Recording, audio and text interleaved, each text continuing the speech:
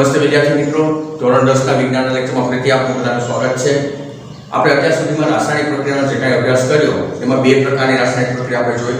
એક પ્રક્રિયાની સંયોગીકરણની પ્રક્રિયા કે જેની અંદર આપણે બે પદાર્થો ભેગા થઈ અને એક નિપજ બનાવે। એનાથી બિલકુલ વિરુદ્ધની પ્રક્રિયા બીજા પ્રકારની જોઈ જેને આપણે વિઘટન પ્રક્રિયા એવું નામ આપ્યું હતું। વિઘટન પ્રક્રિયાની અંદર બે પદાર્થો એક પદાર્થમાંથી છૂટા પડે છે એને આપણે વિઘટન પ્રક્રિયા કહીએ। હવે આપણે આજે એક ત્રીજા પ્રકારની રાસાયણિક પ્રક્રિયાનો અભ્યાસ કરશું જેને આપણે કહીએ છીએ વિસ્થાપન પ્રક્રિયા। આપ સૌ જાણો છો કે મતલબ વિસ્થાપન પ્રક્રિયા મતલબ એક વસ્તુનું સ્થાન બીજી કોઈ વસ્તુ લે।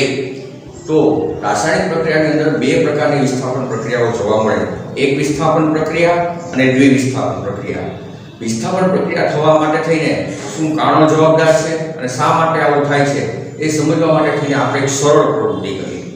આ પ્રવૃત્તિની અંદર આપણે લોખંડની 3 ખીલી લેવાની છે। 3 ખીલીને બરાબર કાચ કાગળથી સાફ કરી નાખવાની છે જેથી કરીને તેની ઉપર લાગેલો કાટ છે એ દૂર થઈ જાય અને આપણે કલર ઓળખવામાં, રંગ ઓળખવામાં કોઈ જાતની તકલીફ ના થાય। આ કોપરની ખીલી લોખંડની ખીલીઓમાંથી બે ખીલીને ડોળા વડે બાંધી અને કસનળીની અંદર આપણે ડુબાડવાની છે। કસનળીની અંદર આપણે શું લીધું છે તો કે કોપર સલ્ફેટનું દ્રાવણ। કોપર સલ્ફેટ મતલબ CuSO4। કોપર સલ્ફેટના દ્રાવણનો રંગ ભૂરો હોય છે, પાણીમાં દ્રાવ્ય કરવાથી એ ભૂરો રંગ દેખાય છે। એની અંદર આ આપણી બંને ખીલીઓ પૂરેપૂરી ડૂબી જાય એ રીતે રાખી મૂકવાની છે। ત્યારબાદ આ આખી વસ્તુને એમને રાખી મૂકવાની છે અને એક ખીલી કે જે આપણે દ્રાવણની બહાર રાખશું જેથી કરીને આપણને તેના થતા રંગ પરિવર્તનનો ખ્યાલ આવે। 3 ખીલીઓમાંથી બે ખીલીઓ આપણે કોપર સલ્ફેટના દ્રાવણમાં ડુબાડેલી છે, જ્યારે એક ખીલી છે એ આપણે બહાર હવામાં શુદ્ધ હવામાં રાખેલી છે। એક બે દિવસ બાદ આપણે આ ખીલીને બહાર કાઢશું। બહાર કાઢવાથી અને એક કાગળ ઉપર આ બંને ખીલીઓને રાખીએ। અહીંયા એક ખીલી જે છે એ બહાર રાખેલી ખીલી હતી કે જેને ઉપર કોપર સલ્ફેટના દ્રાવણની કોઈ અસર નથી થઈ અને બીજી જે ખીલી છે એ આપણે કસનળીની અંદર કોપર સલ્ફેટના દ્રાવણમાં ડુબાડીને રાખેલી હતી એ ખીલી છે।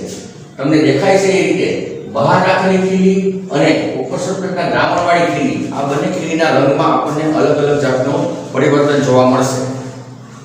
પછી બીજું આપણે કોપર સલ્ફેટનું જે દ્રાવણ લીધું હતું એ કોપર સલ્ફેટનું દ્રાવણ પણ બે પ્રકારના લીધા હતા। એક કોપર સલ્ફેટનું દ્રાવણની અંદર આપણે ખીલીઓ ડુબાડેલી નહોતી અને બીજું ખીલી ડુબાડેલું દ્રાવણ જે હતું એ કોપર સલ્ફેટનું દ્રાવણ।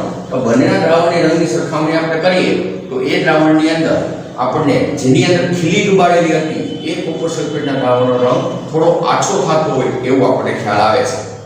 હવે આમ થવાનું કારણ શું છે તો આ ખરેખર આખું થયું છે વિસ્થાપન પ્રક્રિયાને કારણે।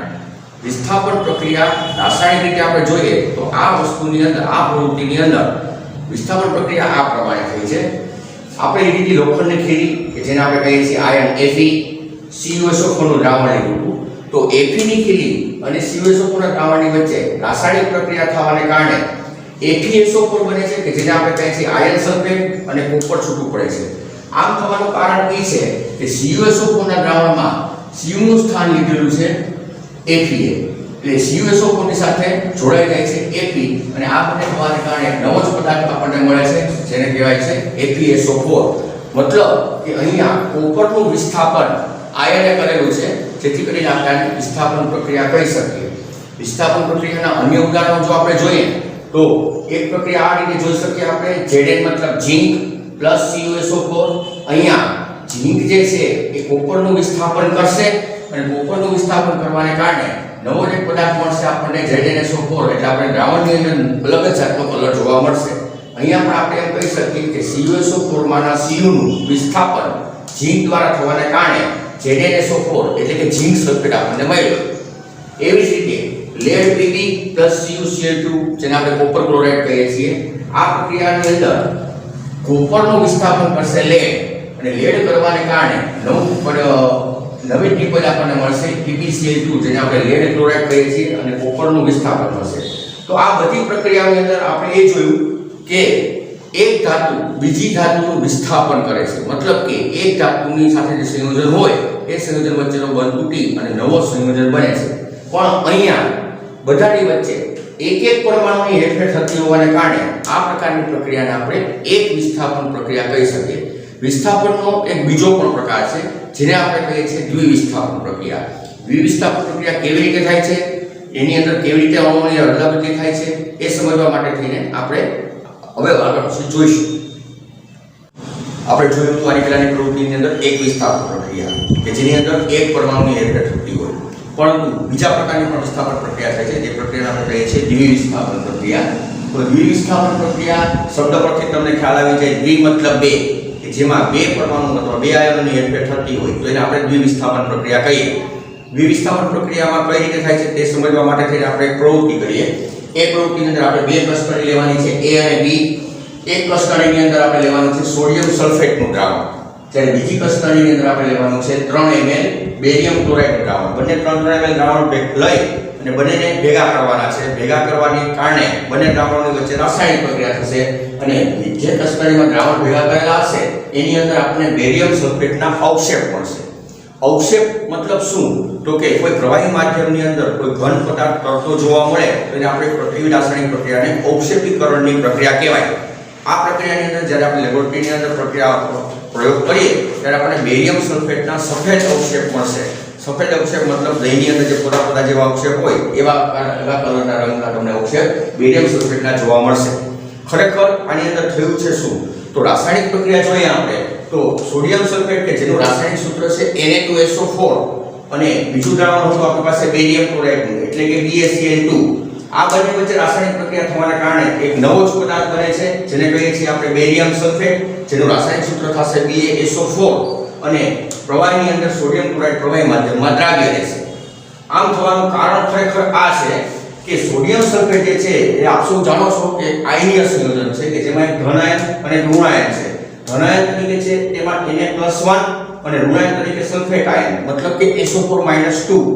બીજું દ્રાવણ આપણી પાસે હતું બેરિયમ ક્લોરાઇડ. આ પણ એક પ્રકારનું આયનીય સંયોજન છે જેની અંદર ધન આયન તરીકે છે Ba+2 અને ઋણ આયન તરીકે છે Cl-1. જ્યારે બંને દ્રાવણની વચ્ચે રાસાયણિક પ્રક્રિયા થાય ત્યારે દ્રાવણ A નો ધન આયન Na+1 અને દ્રાવણ B નો ઋણ આયન Cl-1 આ બંનેનું રાસાયણિક સંયોજન બની અને સંયોજન નવું બનશે BaSO4. પાછળ વધ્યા છે Ba+2 દ્રાવણ B માં અને દ્રાવણ A ની અંદર SO4-2. આ બંને સંયોજન ભેગા થઈ અને એક નવો જ પદાર્થ બનાવશે જેને આપણે કહીએ છીએ NaCl એટલે કે સોડિયમ ક્લોરાઇડ. તો અહીંયા હકીકતમાં જોઈએ તો આપણે આયનોની આપલે થઈ છે. એક દ્રાવણનો ધન આયન બીજા દ્રાવણના ઋણ આયન સાથે જોડાય અને નવું સંયોજન બનાવે છે સોડિયમ ક્લોરાઇડ. પહેલા દ્રાવણનો ધન આયન બીજા દ્રાવણના ઋણ આયન સાથે જોડાઈને બનાવ્યું સોડિયમ ક્લોરાઇડ અને બીજા દ્રાવણનો ધન આયન Ba+2 બેરિયમ અને Ba+2 કે જે બે સંયોજકતા 2 છે જે જોડાય છે પહેલા દ્રાવણના ઋણ આયન SO4-2 સાથે જોડાઈને અને એ બનાવે છે BaSO4 કે જે સફેદ અવક્ષેપના સ્વરૂપમાં આપણે દ્રાવણની અંદર જોવા મળે. આ પ્રક્રિયાને આપણે દ્વિવિસ્થાપન પ્રક્રિયા કહેવી પડે. દ્વિવિસ્થાપન પ્રક્રિયા એટલા માટે કહેવી પડે કે આની પહેલાની જે આપણે પ્રક્રિયા જોઈ હતી એમાં એક પરમાણુનું હેરફેર થતી હતી. આ પ્રક્રિયાની અંદર બે પરમાણુની હેરફેર થતી હોવાને કારણે આપણે આ પ્રક્રિયાને દ્વિવિસ્થાપન પ્રક્રિયા કહીએ. પહેલા જે છે તે આપણે જોડી હતી સોડિયમ અને સલ્ફેટની, બીજી જોડી હતી Ba+2 અને બેરિયમ અને ક્લોરીનની. જોડીઓના પાર્ટનરની હેરફેર થવાને કારણે સોડિયમ ક્લોરાઇડ બને છે અને બેરિયમ સલ્ફેટ બને છે. આથી આ પ્રક્રિયાને રાસાયણિક વિજ્ઞાનની ભાષામાં આપણે દ્વિવિસ્થાપન પ્રક્રિયા કહી શકીએ.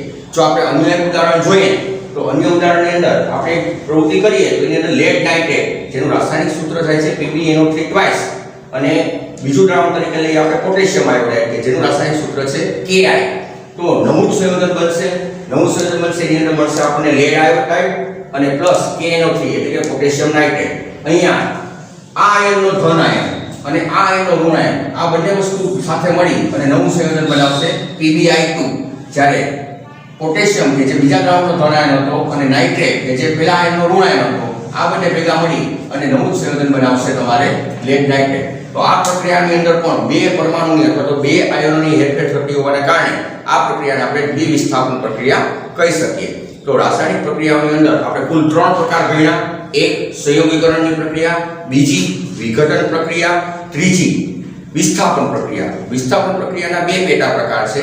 એક વિસ્થાપન કે જે આગળની પ્રવૃત્તિમાં આપણે જોયું હતું અને આ પ્રકારની પ્રક્રિયા કે જેને કહીએ છીએ આપણે દ્વિવિસ્થાપન પ્રક્રિયા. ત્યારબાદ હવે આના પછી આપણે નેક્સ્ટ પ્રક્રિયાની નેક્સ્ટ એપિસોડની અંદર આપણે ઓક્સિડેશન અને રિડક્શન પ્રક્રિયાનો અભ્યાસ કરશું. Thank you.